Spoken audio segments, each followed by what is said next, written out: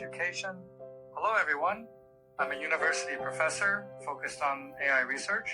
We're in an incredibly lucky, historic era. Human knowledge and civilization are about to see explosive growth. I'm glad to share my observations on the new generation of artificial intelligence and its impacts through a series of videos. Today, let's start with the field it affects most directly: computer science education. First, this is a highly positive upgrade for computer science education. In the past, mastering tools like SQL or regular expressions needed intensive, focused, and strict training, a process that was key to developing disciplined software engineers.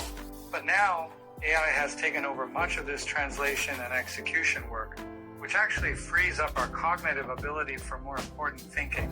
The goal of education is no longer to pursue perfect fluency in programming syntax. Instead, it's to develop a deep understanding of the core of problems and the ability to build logically complex systems. These days, how clearly you can define a problem matters more than how fast you can write code for it. This change is perfectly shown in a basic practice: writing pseudocode. Traditional pseudocode is close to real programming languages, full of specific details about control flow and data structures. In the AI era, the core value of pseudocode has changed completely. It should be a clear, logical architecture diagram or a high-level design document.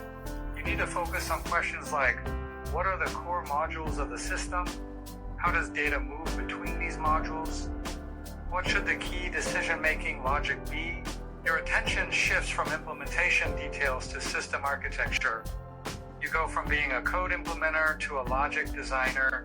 So, for a computer science education that prepares students for the future, we must rethink how students learn and how we teach in the age of large models, especially when it comes to curriculum design. Here are 3 key questions to consider. 1. Can this course help students use large models to solve real-world problems with efficiency and quality much better than traditional methods? 2.